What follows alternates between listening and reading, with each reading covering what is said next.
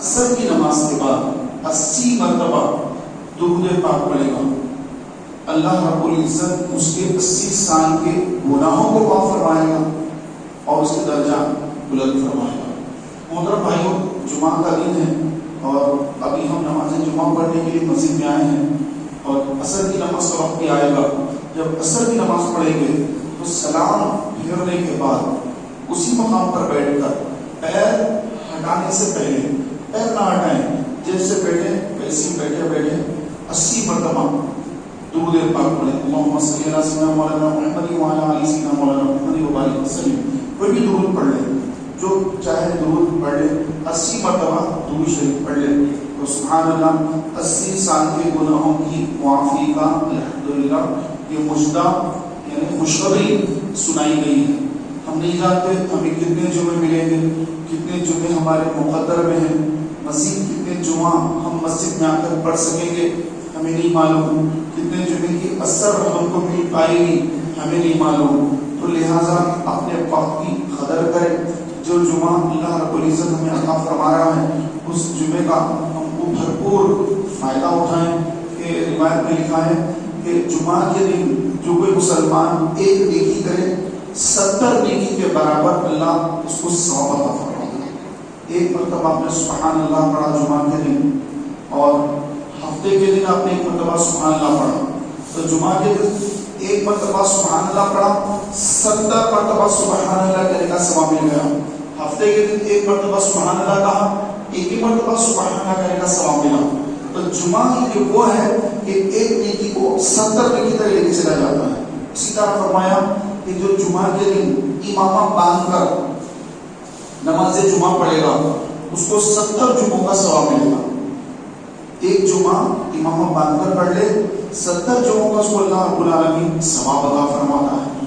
مسواک کر کے کوئی مسلمان وضو کرے مسواک میں اور پھر نماز پڑھے تو مسواک کے ساتھ اگر وضو کر کے نماز پڑھے گا تو سبحان اللہ اللہ تبارک و تعالیٰ اس کو 27 گنے زیادہ ثواب عطا فرمائے گا۔ جماعت کے ساتھ بھی ثواب یہی ہے اور مسواک کرنے کا ثواب بھی اسی طرح سے بیان کیا گیا ہے۔ تو جو مسلمان بھائی مسواک کرتے ہیں جمعہ کے دن اور امامہ شریف سر پر باندھتے ہیں کہ نبی کریم علیہ السلام نے فرمایا کہ فرشتوں کے تاج ایسے ہی ہوتے ہیں اور فرمایا کہ امامہ باندھو تمہارا حلم بڑھے گا۔ حلم سے مطلب قوت برداشت، انسان کے اندر قوت برداشت بھی ہونا کہ آدمی ہر چیز پہ غصہ نہ ہو جائے۔ ٹریفک میں کوئی کچھ دھکا لگا دیا آدمی غصہ ہو جاتا ہے، کوئی کچھ مزاج کے خلاف بات بول دیا غصہ آ جاتا ہے۔ تو یہ بار بار جو غصہ آتا ہے لوگوں کو لڑائیاں ہو جاتی ہیں، جھگڑے ہو جاتے ہیں، یہاں تک کہ مار پیٹ ہو جاتی ہے اور لوگ جو ہے پستول نکال دیتے ہیں، گولیاں چلا دیتے ہیں غصے میں۔ تو یہ جو جلدی غصہ آ جاتا ہے لوگوں کو یہ الگ قسم کی بیماری ہوتی ہے۔ تو یہ امامہ باندھنے والوں کے لیے آپ علیہ السلام نے فرمایا کہ جو امامہ باندھے گا اللہ اس کے حلم میں قوت برداشت میں اضافہ فرما دے گا۔ وہ ہر معاملے کو اچھی طریقے سے ڈیل کر سکے گا، ہر معاملے کو صحیح طریقے کے اس کے فیصلے پر پہنچے گا اور صحیح اس کا اختتام ہوگا۔ کیوں؟ اس کے پاس قوت برداشت ہے، ہر چیز کو سمجھتا ہے، برداشت کرتا ہے، پھر صحیح وقت پر صحیح فیصلہ کرتا ہے تو اس کی زندگی کے تمام معاملات اچھے ہو جاتے ہیں۔ اور جو جذباتی ہوتے ہیں بار بار جذبے میں آ جاتے ہیں، لڑائیاں کر لیتے ہیں، لوگوں سے اپنی بات چیت ختم کر لیتے ہیں اور طرح طرح کے معاملے کر لیتے ہیں، پھر ان کی زندگیاں بھی دشوار ہو جاتی ہیں۔ جن سے بھی کام ہونے والے ہوتے ہیں ان سے تو لڑائیاں کر لی، اب کس سے کام ہوں گے؟ نہیں، اس سے میری نہیں بنتی، اس سے میری نہیں بنتی، اس سے میری نہیں بنتی، آپ کی سب سے نہیں بنتی تو کس سے بنے گی؟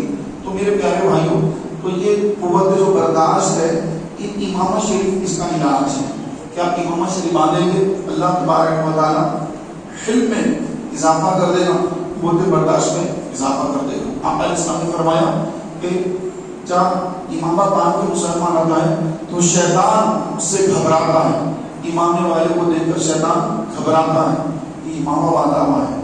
تو پیارے بھائیوں، امامے کی بڑی فضیلت ہے۔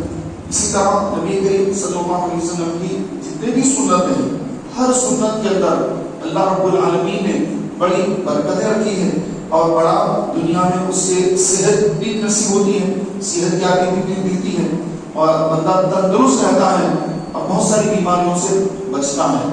ہمارے آقا نبی کریم صلی اللہ علیہ وسلم نے ارشاد فرمایا کہ جب تم بستر پر سونے کے لیے جاؤ تو یہ تسبیح پڑھ لیا کرو 33 مرتبہ سبحان اللہ، 33 مرتبہ الحمدللہ اور 34 مرتبہ اللہ اکبر۔ اس کی برکت سے رات بھر کی جو تمہاری نیند ہے اس نیند میں اللہ تمہاری تھکان کو ختم کر دے گا اور جب تم صبح اٹھو گے تو بالکل تر و تازہ اپنے آپ کو بالکل فریش محسوس کریں گے اور جتنی بھی تھکان ہے سب ختم ہو جائے گی۔ لیکن ہمارا طرز عمل یہ ہوتا ہے کہ ہم بستر پر جاتے ہیں تو موبائل ہمارے ہاتھوں میں، آج کل کا لوگ سابق گیا ہے موبائل ہمارے ہاتھ میں۔ پہلے موبائل کا دور نہیں تھا اتنا زیادہ تو لوگ ایسے جو ہے وہ گانے وغیرہ لگا کے ٹیپ ریکارڈروں میں گانے سنتے تھے، لیکن اب یہ ہے کہ ہاتھ میں موبائل ہے، پوری دنیا ہاتھ میں، امریکہ دیکھ لو، رشیا دیکھ لو ہاتھ میں، جاپان دیکھ لو، گلف دیکھ لو، جو چاہے دیکھ لو ہاتھ میں جو ہے موبائل ہے اور یہ پوری گلوبل جو ہے بڑھ رہی ہے، ہر چیز اس کے اندر آ گئی، پوری دنیا گاؤں بن گئی، پورا ایک چھوٹا سا موبائل میں اتنا آ گیا تو آدمی اس پر مصروف ہو جاتا ہے، موبائل دیکھنے میں مصروف ہے، نہ اس کو اللہ کا ذکر یاد ہے، نہ اس کو تسبیح فاطمہ یاد ہے، نہ اس کو آیت الکرسی یاد ہے، بس موبائل ہاتھ میں ہے اور موبائل دیکھ رہا ہے، دیکھتے دیکھتے ہاتھ میں موبائل رکھ کے سو جاتا ہے۔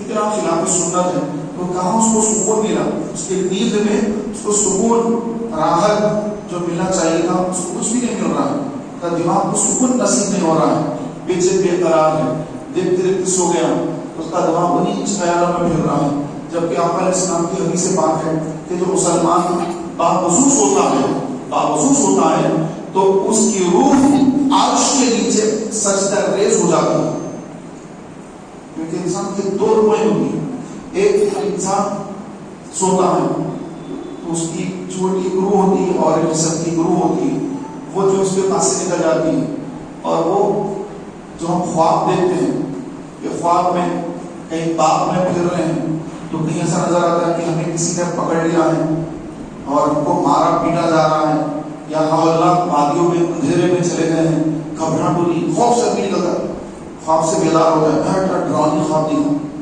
وہ یہ وہی روح ہے جو ہماری جسم تو ہمارا نہیں ہے، وہ روح ہی ہے جو اس کو محسوس کر رہی ہے۔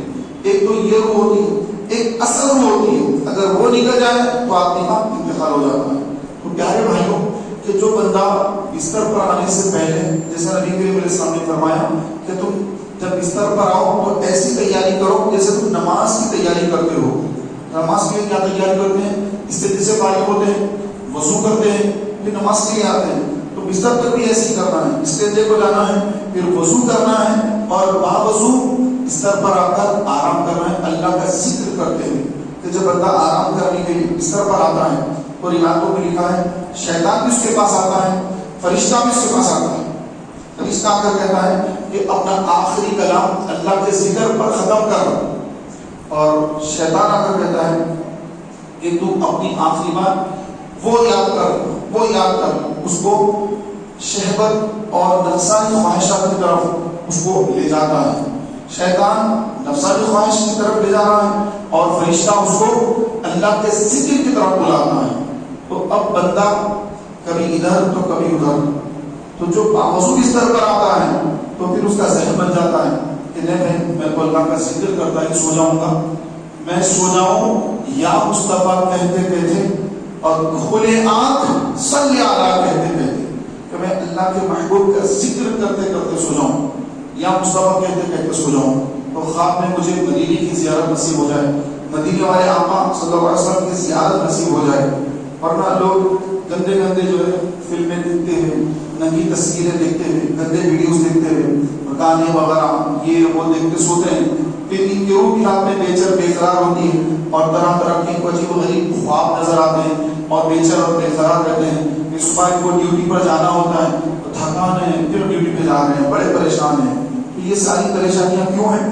کیونکہ ہم نے رسول صلی اللہ علیہ وسلم کی سنتوں کو پس پشت ڈال دیا، اپنی زندگی کو اپنی خواہشات کے مطابق ہم گزار رہے ہیں، اٹھتے ہیں تو ہم جو ہے کوئی اللہ کا ذکر نہیں کرتے کہ اٹھنے کے ساتھ دعا پڑھنا ہے الحمدللہ الذی احیانا بعد ما اماتنا والیہ النشور. دعا پڑھ کر بندہ اٹھے.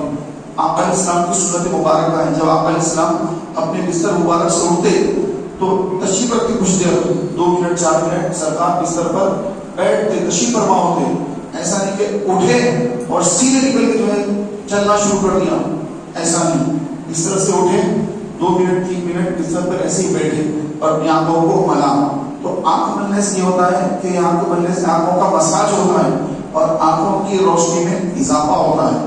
تو آنکھوں کو ملنا اٹھنے کے ساتھ ہی تو دعا پڑھنا, اور اس کے بعد سر پر ٹوپی رکھ کر سر ڈھانپ کر استنجے کو جانا, اور اس سے پہلے مسواک کرنا.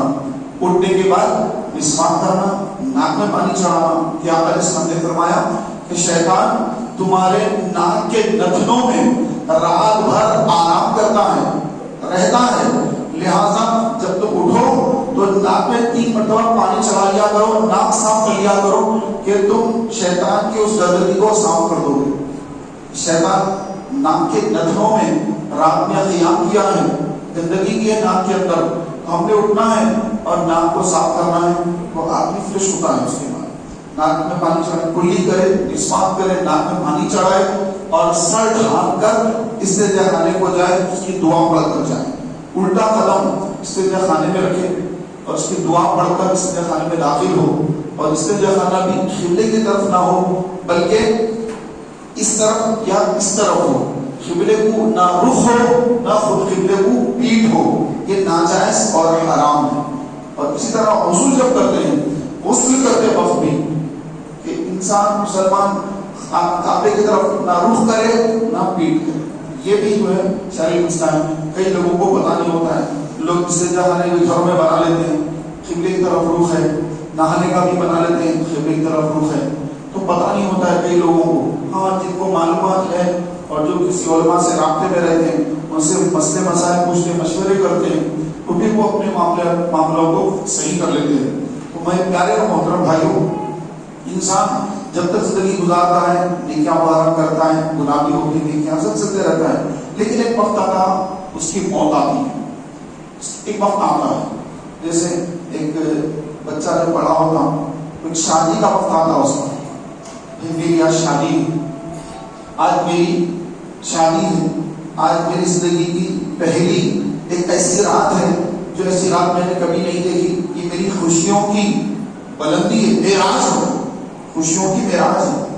ایک زندگی میں ایک الگ جو ہے الگ ٹرننگ پوائنٹ آیا ہے, بندہ بڑا خوش ہوتا ہے, بہت جو خوشی میں ہوتا ہے. لیکن اس کے بعد اس کے پاس کئی سالوں کے بعد یا کبھی بھی ایک وقت وہ بھی آتا ہے کہ اس کی روح خفت سے اٹھنے سے پرواز کر جاتی ہے, اور اندھیری قبر, ایک تو اس کا وہ تھا کمرہ, حجرہ عروسی کا کمرہ تھا جس میں بڑا خوش تھا, ایک اس کا وہ بھی گڑھا ہوگا قبر کا جس میں بڑا غمزدہ ہوگا. ایک وہ بھی انسان کا آنے والا ہے, اس پر بھی آئے گا, آپ پر بھی آئے گا, اور جو پیدا ہوا ہے اس پر آئے گا, سب پر آئے گا وہ وقت, اور بڑا سخت وقت ہوگا. تو یہ وقت کی تیاری بھی ابھی کرنا ہوتا ہے. انسان دنیا میں نیکی کر رہا ہے, لیکن جب وقت آ گیا انتقال کا اب کوئی نیکی نہیں کر سکتا. لیکن ہمارے آقا علیہ السلام نے ارشاد فرمایا کہ تمہارے مرنے کے بعد تمہاری نیکی کے پاس حصہ ختم ہو جائے گا سوائے 3 چیزوں کے. اللہ کے رسول صلی اللہ علیہ وسلم نے ہمیں بتا دیا کہ مرنے کے بعد بھی اگر تم چاہتے ہو کہ تمہارے اعمال نامے میں نیکیاں آتی رہے تو یہ 3 کام کر کے مرو. مرنے سے پہلے 3 کام کرو. موت آ گئی, نہ نماز ہے, نہ روزہ ہے, نہ زکات ہے, نہ حج ہے, اب سب ختم ہو گیا, کرنے کا وقت ختم ہو گیا, اللہ نے روح کھینچ لی, سب کلوز, سب ختم ہو گیا. لیکن ہمارے آقا علیہ السلام نے ہم کو دنیا میں بتا ہی دیا, جیتے جی ہم کو یہ خبر مل گئی کہ ایسے 3 کام ہیں کہ وہ کام جب ہم کر لیتے ہیں تو پھر سور ٹھوکا جائے گا قیامت کے دن, قیامت کا دن قائم ہوگا. اس وقت تک ہمارے نامہ اعمال میں نیکیاں آتی رہے گی, رکے گی نہیں, ثواب جاری رہے گا. مسلسل ثواب جاری ہے, رکنے کا نام نہیں لیتا. وہ نیکیاں کیا ہے؟ 3 نیکیاں آقا علیہ السلام نے فرمایا کہ علم جو اس نے لوگوں کو سکھایا، جیسے آپ نے قرآن سیکھا، حدیثیں سیکھی، لوگوں کو حدیث سکھائے، کسی کو حافظ قرآن بنایا، کسی کو عالم دین بنایا. تو اب جن کو آپ نے حافظ قرآن بنایا، اب وہ حفظ کر لیے، مسجد میں امامت کر رہے ہیں، رمضان شریف کا مہینہ آیا، تراویح پڑھا رہے ہیں، لوگوں کو، دوسروں کو بھی، بچوں کو بھی قرآن کی تعلیم دے رہے ہیں اور قرآن کے پیغام کو عام کر رہے ہیں. اب یہ جو بندہ یہ کر رہا ہے، تو یہ جتنا بھی وہ کام یہ کر رہا ہے تو سبحان اللہ علم سکھا رہا ہے. جب اس کا انتقال ہوگا تو اس کے جتنے شاگرد ہیں جنہوں نے اس سے قرآن سیکھا، علم سیکھا، شرعی مسائل سیکھے، نماز کے مسائل سیکھے، روزوں کے مسائل سیکھے، طلاق خلا اس کے مسائل سیکھے، زکات کے مسائل سیکھے، حج کے مسائل سیکھے، وراثت کے مسائل سیکھے، یہ جتنا اس نے لوگوں کو سکھایا، جتنے لوگوں نے اسے سیکھا اور سیکھ کر اس کو آگے تک پہنچایا، تو یہ سارا ثواب اس مولوی صاحب کو مل رہا ہے جس نے ان لوگوں کو سکھایا. اسی طرح سے کتابیں لکھ دی، یہ کتابیں پڑھی جا رہی ہیں، دینی مدارس میں یہ کتابیں پڑھی جا رہی ہیں، یہ کتابیں پڑھ کر لوگ عالم اور مفتی بن رہے ہیں. تو جنہوں نے یہ کتابیں لکھی ان کی قبروں کا کیا عالم ہوگا، کتنا ثواب ان کو روزانہ مل رہا ہوگا. تو وہ آپ کی حدیث کیا آقا علیہ السلام نے فرمایا علم جو اس نے چھوڑ کر مرا، علم جو چھوڑ کے مرا، چاہے کتابیں لکھی، تقریریں کی، لوگوں کو سکھایا، یا پھر روزانہ 1 گھنٹہ مدرسہ پڑھایا، یا مدرسے میں جا کر مولوی صاحب بن کر اور جو مدرس بن کر بچوں کو علم سکھایا، تو جو علم سکھایا وہ مرنے کے بعد اس کے لیے ثواب جاریہ ہو گیا. دوسرا یہ فرمایا کہ نیک اولاد، بیٹا بیٹی دونوں اس کے اندر ہے. نیک اولاد، انسان کی جو اولاد ہے وہ انسان کے گزرنے کے بعد اس کے لیے مغفرت کی دعا کرتے رہتی ہے، ایثار ثواب کا اہتمام کرتی ہے کہ ان کے نام سے صدقہ خیرات کرتی ہے، قرآن شریف پڑھ کر ان کو بخشتی ہے، دیگر نیک اعمال کر کے، عمرہ کر کے، حج کر کے، اس طرح صدقہ اور خیرات کر کے اپنے ماں باپ کو بخشتی ہے.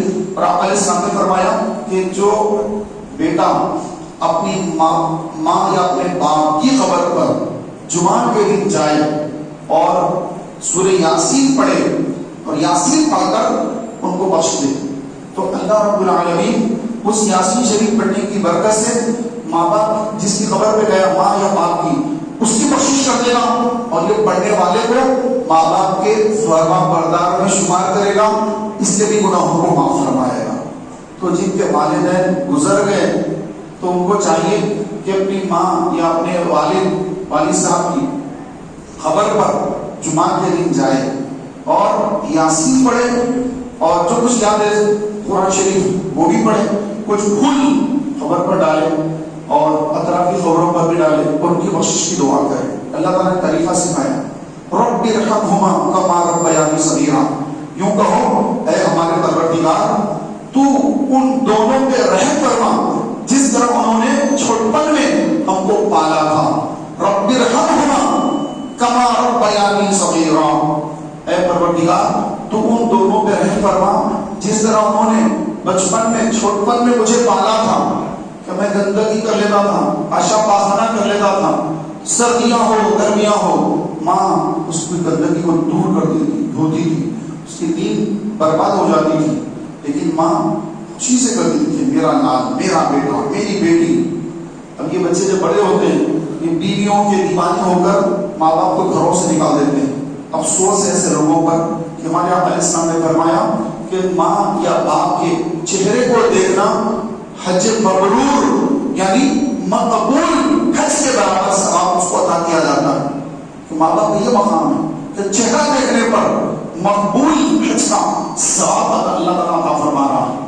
تو جو لوگ یہ ان کے چہرے کو دیکھنے پر حج کا ثواب ہے، ایسی نعمتوں کو جو لوگ گھروں سے نکالتے ہیں، کتنی ان کے لیے بدقسمتی کی بات ہے کہ لوگ کر رہے ہیں، مسلمان بھی کرتے ہیں، ماں باپ کو گھروں سے نکال دیتے ہیں. تو پیارے بھائیوں فرمایا نیک اولاد جو مرنے کے بعد ان کے لیے مغفرت کی دعا صدقہ خیرات کرتی رہتی ہے. پھر تیسرا فرمایا ثواب جاریہ والا کام، یعنی کنواں کھدا دیا، مسافر خانہ بنا دیا، مسجد بنا دی، یا پھر مدرسہ بنا دیا، اس طرح کے جو کار خیر کے کام کر کے چلا گیا، تو جب تک مسجد باقی رہے گی اس کو ثواب ملتا رہے گا. جتنے لوگ نماز پڑھیں گے ان کا بھی ثواب ملے گا، وہاں پر دینی تعلیم ہو رہی ہے اس کا بھی ثواب ملے گا، تراویح شبیلے پڑھے جا رہے ہیں اس کا ثواب ملے گا، دینی کام ہو رہے ہیں، حج تربیتی کیمپ لگ رہے ہیں مسجد کے اندر، اور حج کے مسائل، مدینہ شریف کی حاضری، آداب، یہ تمام چیزیں بیان ہو رہی ہے، تو جو ثواب مل رہا ہے وہ سارا ثواب اس کو بھی مل رہا ہے جس نے وہ مسجد کو بنائی، برابر اس کو ثواب مل رہا ہے اس کے. اس طرح جتنے بھی مسجد کے اندر کار خیر ہو رہے ہیں، نمازوں کے علاوہ جتنے بھی کار خیر ہو رہے ہیں ان کا بھی ثواب، نمازوں کا بھی ثواب، سارا ثواب. کب تک؟ مسجد قیامت تک قائم رہے گی، اس پر ثواب بھی قیامت تک ملتا رہے گا. اور جو لوگ ان کاموں میں اپنے پیسے خرچہ نہیں کرتے، خرچ کام کرتے ہیں پینے میں، دوستوں کو پلا کر، دوستوں میں لیڈر بننے، دیکھو سب سے بڑا میں ہوں، میں زیادہ خرچہ کرتا ہوں، تو میرے دوستوں میں میری بات چلنا، ارے آؤ میں سب اس کو چڑھاتے ہیں، ارے تم بڑے ہیں تم بڑے ہیں، تو پھر اور خرچ کرتا ہے. تو اس طرح لوگ جو اپنے دوست احباب میں، اور جہاں پہ اللہ اس کے رسول نے ایسے خرچ کرنے پر منع کیا ہے کہ یہاں پیسہ مت خرچ کرو، شرابے پینے میں، زنا کاری میں، اور اس طرح کی لہو اور بہت ساری خرابیوں میں جو مسلمان بھائی پیسے خرچ کر رہے ہیں، بربادی اور تباہی کی طرف جا رہے ہیں، تو ان کو تو بڑا مزہ آ رہا ہے آج. اور راہ خدا میں خرچ کرنے کے لیے مسجد تعمیر کر رہے ہیں کہ کیا یہ سماجی جاریہ رہے گا، ان کا کوئی ذہن نہیں ہوتا کہ مسجد وغیرہ تعمیر کریں، بس یہ ایسی چیزوں میں بھی پیسے لگائیں گے جہاں ان کا نفس ان کو ابھار رہا ہے. نفس بول رہا ہے کہ یہاں کر تو یہاں کر رہے ہیں، نفس بول رہا ہے کہ وہاں کر رہے ہیں. کما رہے ہیں کہاں سے؟ حرام سے. خرچ کہاں کر رہے ہیں؟ حرام میں. تو کمانا بھی حرام کا اور خرچ کرنا بھی حرام کا. جبکہ ہمارے آقا علیہ السلام نے فرمایا کہ جو حلال کمائی سے، محنت کی حلال کمائی سے 1 درہم صدقہ کرتا ہے، خیرات کرتا ہے، اللہ تبارک و تعالیٰ اس کو اپنے ہاتھ میں لیتا ہے. اللہ تعالیٰ ہاتھ سے اور پیر سے، آنکھ سے، ناک سے پاک ہے. حدیث پاک سے ہم کو سمجھانے کے لیے کہ اللہ تعالیٰ اپنے ہاتھ میں وہ درہم لیتا ہے اور اس کی پرورش کرتا ہے. جیسے تم ایک گائے کے بچڑے کی پرورش کرتے ہو، اس طرح اللہ تعالیٰ اس کی پرورش کرتا ہے، اور قیامت کے دن بڑے بڑے پہاڑوں کے مثل اس کو ثواب عطا فرماتا ہے. تو برداشت کرتا ہے کہ مولا یہ اتنی نیکیاں میرے پاس کہاں سے آتی، اتنی تو میں نیکیاں دنیا میں نہیں کیا تھا. تو اللہ تعالیٰ فرماتا ہے کہ بندے تیری یہ وہ نیکیاں ہیں جو تو ہماری راہ میں ہمارا دیا ہوا مال صدقہ کرتا تھا، آج ہم نے اس میں برکت رکھ کر تجھے آج کے دن اس کو عطا فرمایا. تو میرے پیارے بھائیوں، یہ اللہ کی راہ میں بندہ اپنی محنت کی حلال کمائی جب صدقہ کرے تو اللہ رب العالمین اس کو قیامت کے روز اس قدر بے شمار ثواب کے پہاڑ اس کو عطا فرماتا ہے. تو آپ بھی اپنی محنت کی کمائی سے اللہ کی راہ میں خرچ کرنے کا اپنا ذہن بنا لیں. مسجد کے اندر اعلان ہوتا ہے کہ مسجد کے اخراجات کے لیے اس میں آپ دل کھول کر تعاون فرمائیے. تو لوگ مسجد کے لوگ آتے ہیں، آپ کے سامنے سے ڈبہ جاتا ہے تو اس میں سے پوری سب میں دیکھیں گے تو تھوڑے لوگ ہی پیسے نکالتے ہیں، باقی لوگ دیکھتے رہ جاتے ہیں. تو ایسا نہ کریں کہ مسجد میں جب آپ جائیں تو اللہ کے گھر میں آپ کچھ نہ کچھ ضرور ڈالیں.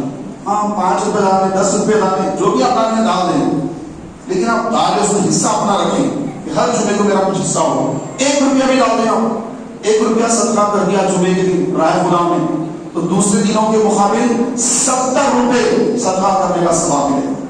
تو آپ جو بھی مسجد میں جائیں، جمعہ یہاں پڑھتے ہیں، جمعہ کہیں بھی پڑھیں، جمعہ میں جہاں پر بھی جائیں تو خالی ہاتھ مسجد سے باہر نہ جائیں، کچھ ڈال کر جائیں. رب کی بارگاہ میں اللہ کے دربار میں آئے ہیں اور گناہ نہ جانے کتنے ہو گئے ہمارے، تو کچھ نہ کچھ اللہ کی راہ میں ہم پیسہ خرچہ کرتے رہیں. الحمدللہ اللہ تبارک و تعالیٰ کے فضل و کرم سے الحمدللہ